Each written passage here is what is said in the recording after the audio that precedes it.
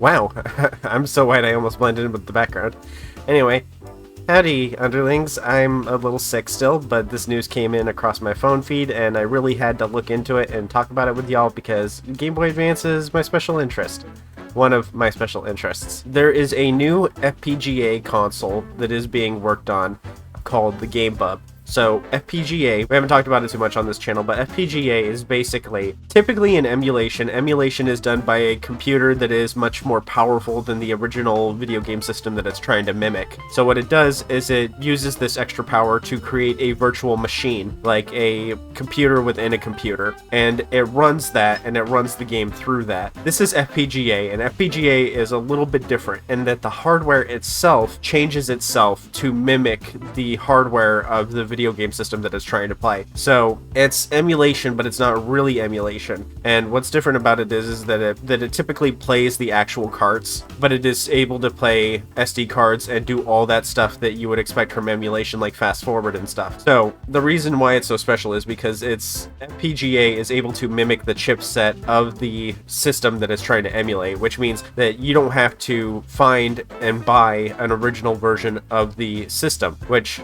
is probably cheaper, but it basically gives people the opportunity to make the ultimate Game Boy Advance, so to speak. So that's essentially what this is it is the ultimate Game Boy Advance because it runs on FPGA. So we're going to talk about it a little bit. We're going to watch the trailer. We're going to go over the stuff on the thing and talk about it because FPGA is not something I've dabbled too much in here. There was the Funny Playing FPGA. There was Analog Pocket. You might be familiar with that. That's FPGA. So it's running for $250 to $300. Let's take a look at the actual system. Now, personally, I think it looks ugly. I think this is a very ugly handheld. It doesn't look like the ultimate Game Boy. It looks like just another, Chinese knockoff retro handheld. And not one of the good ones either. So let's see the trailer.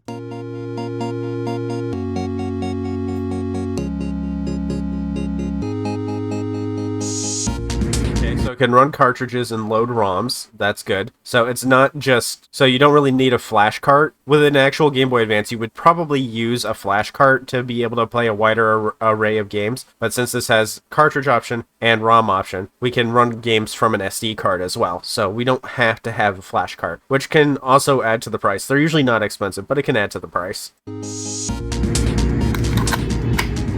batteries. 2 batteries is crazy, but it plays Game Boy Advance and Game Boy Original. Get it? It plays Game Boy. Yep, it sure do. Now, this bezel is absolutely massive. I thought this whole thing was going to be screen. This bezel is massive and terrible. I hate this. I hope the final product doesn't have that big of a bezel because people are going to look at this and the first thing they're going to say is they're going to be like, I wish the screen was bigger. Buttons look pretty small too, especially the selected start.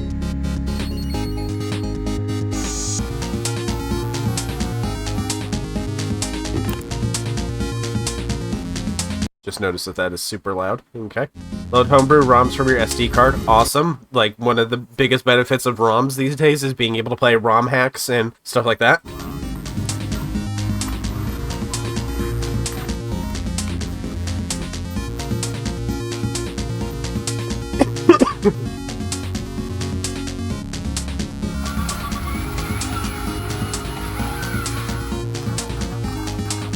Okay, built-in gyros is great. I haven't played with too many Anbernic devices that have built-in gyroscope. The Retroid does, but that's because most phones have a gyroscope in them, so Retroid thought to put a gyroscope in it. But, if you're paying over $100 for a handheld, you would hope for, like, something as cheap as a gyroscope. But yeah, there's multiple games that need a gyroscope if they're going to function, so it's good that that's in there.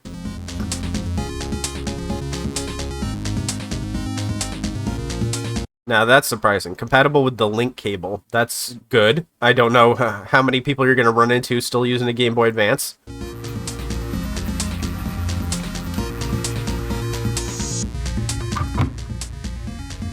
That was also a smart shot there. By having it sitting next to the Game Boy Advance there, you can see the color differences. Like, this is the difference between a backlight and a front light. Like, the colors are all super washed out on this Game Boy Advance SP. Like, if you told me that this was an AGS 101 model, I'd be surprised. It looks like a 001 because it's really washed out. But, yeah, that's a smart shot. 3D printed dock. Having a dock is a must-have nowadays. You need to have a dock or you need to have an HDMI out on your handheld. Works with wireless controllers. That's awesome.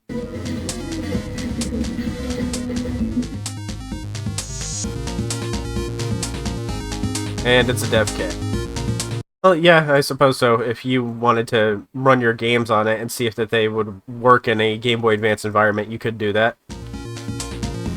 Headphone jack, 3000 milliamp rechargeable battery. That's on the lower end, surprisingly, but because it's mimicking a Game Boy Advance, it might actually have a really long battery life. Alright, so GameBub modernizes the classic handheld experience with detailed stereo speakers and a vivid backlit IPS screen. You won't need to hunt down AA batteries either. GameBub has 14 plus hours of battery life. That's surprising. So if it's a 3000 milliamp battery, that means it's only using one of these batteries for the actual powering of the system. What is the other battery used for? Because 3000 milliamp is, you know, pretty small. I think the RG28XX has more than 3000. Rechargeable over Type-C, that is an absolute must. Is it a slow charger or a fast charger? Because I also would like it to be a fast charger if I'm paying $250. Transparent enclosure, I hate transparent. It looks cheap and it reminds me of prison. GameBub is easy to use, no need to fiddle around with setup or configuration to play your games, just pop in a cartridge and go. That's good. That's a lot of people are really gonna like that. I think the people who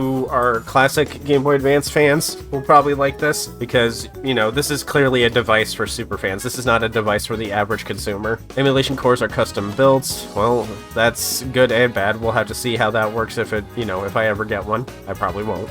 No flash cart needed. That's because it runs SD cards for loading ROMs, fully open and hackable. That's not really going to be relevant for most people. I mean, maybe it'd be really good as like a dev kit for someone who's making a Game Boy Advance game, but there's not a ton of Game Boy Advance making tools available right now, which is why it's so impressive that Good Boy Galaxy got made. Game on the big screen. Yep, video out is a must on everything nowadays. Cartridge multi-tool. We wanted to make the GameBub as useful as possible for maximum utility. We also built cartridge backup. Oh, cool. Can we ROM dump? It looks like this is going to let us ROM dump. If so, that's awesome. The reason why ROM dumping is important is because Nintendo doesn't like it when people emulate, and they don't want you to emulate even if you already own a copy of the game and show it on screen. They want you to take your specific copy, dump it, and then play the ROM that is from that specific copy. Problem is that they don't make a dumper available themselves, and they don't make a dumper available long after the system's death. It is just expensive and hard to find dumpers for your games. So having a built-in one for this is actually pretty cool. Game Boy compatible cartridge slot for Game Boy, Game Boy Color, Game Boy Advance, custom FPGA cores designed for high accuracy and physical hardware compatibility, built-in ROM loading and backup, GBA type multiplayer link port, also compatible with Game Boy Color, rumble motor for games with force feedback, accelerometer and gyroscope for compatible games, and a real-time clock. You know what it's missing though? A solar sensor. So if you were to play a ROM of Boktai, you still couldn't use the solar sensor. You'd still have to use the hotkeys to mess with it. Enclosure, transparent plastic. That's we can see that. Has Wi-Fi built into it. Hopefully that means Retro Achievements works on it. Otherwise, what's the point of having Wi-Fi on it? Input 12 buttons, 4 additional system buttons, micro SD, Type-C charging, 3000 milliamps, 14-hour in-game time. 3000 milliamps really isn't that much, so I'm assuming just because it's FPGA that it's going to be running at much less power because it's mimicking a Game Boy Advance. Digital video output and wireless controller compatibility, simultaneous charging, and it is 3.35 inches by 6.85 inches times 0.75 inches. I'll be right back. I'm gonna go grab a ruler. So it is 7 inches wide, which is about an inch wider than my Visionaria controller, inch longer than my Galaxy Note 10, half an inch longer than my G Play. So it's a little longer than your cell phone probably is, just a little bit. Oh, and here's the comparison between it and the Analog Pocket, Mod Retro Chromatic, Funny Playing GBC, and a modded GBA. So the GameBub and the Analog Pocket can play GBA, Mod Retro Chromatic cannot, and neither can Funny Playing. Funny Playing is only doing Game Boy Color with theirs because they know the second they release a Game Boy Advance one, no one's going to buy the the Game Boy Color one. So honestly, they probably should have just started with the Game Boy Advance one. I think a lot of people are just holding out and waiting for them to do a Game Boy Advance one. Mod Retro Chromatic is Game Boy Color only, and that one's meant to be like a boutique Game Boy Color. And then Analog Pocket, yeah, Game Boy Advance for both of those, and a modded GBA Game Boy Advance. Other consoles, possible. So by possible, I think what they're saying is that it will run via the ROM running on the SD card, which would explain why it has 4 buttons on the right side. 14 hours rechargeable. I would still love to see that claim tested, because what battery level, or like what light level are we talking about? Are we talking about medium light, or are we talking about something like low and unplayable? Wait, the Mod Retro Chromatic uses actual batteries? That's crazy. Built-in flash cart. That's not really a built-in flash cart. That's just being able to read an SD card. Built-in peripherals, real-time clock, accelerometer, gyroscope, rumble. Yes, none of these other ones do that. Infrared port. Nope. The others do. I don't think anyone really cares though. TV monitor with separate dock. An additional $59. Cheaper than Analog Pockets. Cartridge backup and restore. None of the others do that, but that would be cool. Fully open source. 480p screen. And the others are, we got 1440, 144. Well, because it's trying to emulate the GBC. 576 and 480. Okay, so it's really trying to be just like the real thing as much as possible. But what they don't compare it to here is emulation handhelds. I think emulation handhelds would have it at least tied on a lot of these, but then again, you wouldn't be playing your real cartridges. All right, and then that's the rest of the stuff that pertains to only the Kickstarter thing. So my big issues to start off with is that because they opted for a 4-button layout, that means that the A and B buttons have to be made smaller in order to fit the extra X and Y buttons. The other problem is that with that massive bezel, that space that could have been used on increasing the size of the buttons. I would prefer larger, more comfortable buttons, and when you compare it to a GBA SP, its D-pad looks to be smaller than a GBA SP. Not worried about the constraints of the size of the device so much. Why not just go for a larger, more comfortable D-pad in the first place? It's smaller than the GBA SP, and the GBA SP's D-pad is comfortable enough, but this is smaller than that. So I would prefer a larger D-pad and much larger face buttons, and I would prefer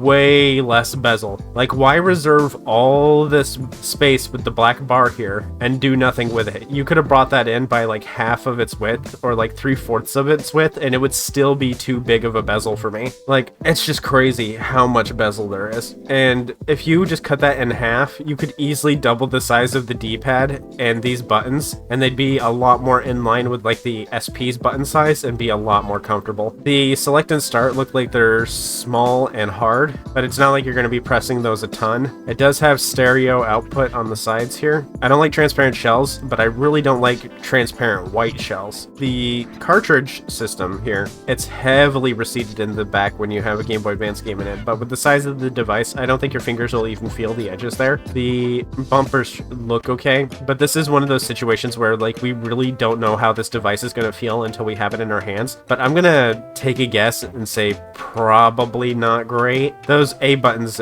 like those face buttons, are way too small. I think those are going to be really uncomfortable and leave imprints on your fingers, on your thumbs. And the D-pad is small and it looks shallow, which is fine. I mean, it worked perfectly fine for the Game Boy Advance SP, and that's most people's favorite form factor. I prefer the original. And the overall shape of this, I don't know. It doesn't scream fun to me. It definitely looks like a knockoff Game Boy, if you know what I mean. But yeah, I think the biggest things holding it back are really just going to be the buttons. I think that's really going to affect the comfort long term. And they're like, oh, it's fully hackable and moddable, but you know, if I'm paying $250 to $300, I don't want a project. I want it to work out of the box. And it works out of the box, I guess. But I want better buttons from it. These scream uncomfortable to me. And we don't really get a good look at the bumpers either. This is nitpicking, but the Game Boy Link cable thing, I wouldn't put it at the bottom. I'd put it at the top. We never get a good look at the shoulders and stuff like that. Feature-wise, it's good. It's exactly what I'd expect. Being able to, if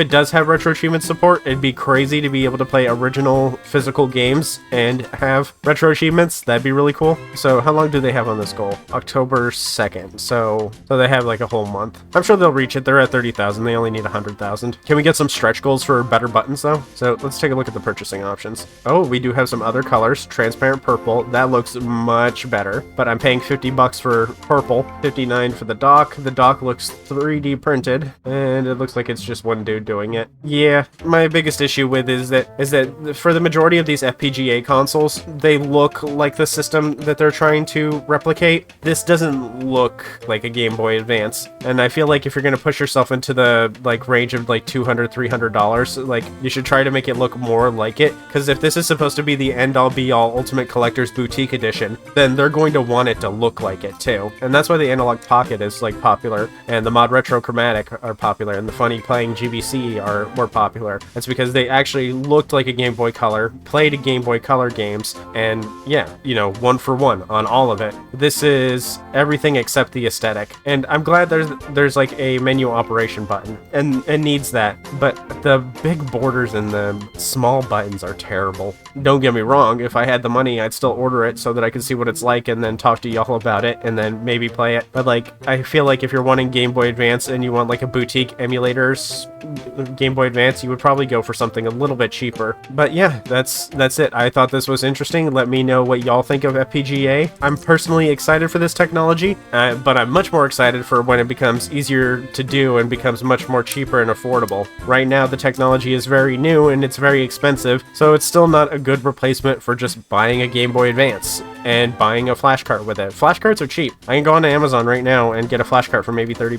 See, GBA flash cart. Yep, $30. There's some more expensive ones out there, but for the most part, $30. And if that's the major selling point, like you can get a Game Boy Advance for $100, the flash cart for $30, and then you've still got another $120 to spare on buying other games. So I personally like the idea of FPGA. I love that we can get these consoles and we don't have to tear apart originals and put new screens in them and stuff like that, and you know, destroy old ones, when we could just get this and it has all that stuff in it already, and we can keep the originals original and safe and, I don't know, historically accurate or whatever, and put them in a museum. So I like the idea of FPGA. I just, like, right now, I don't think it's practical yet. But I'll see y'all later. Bye.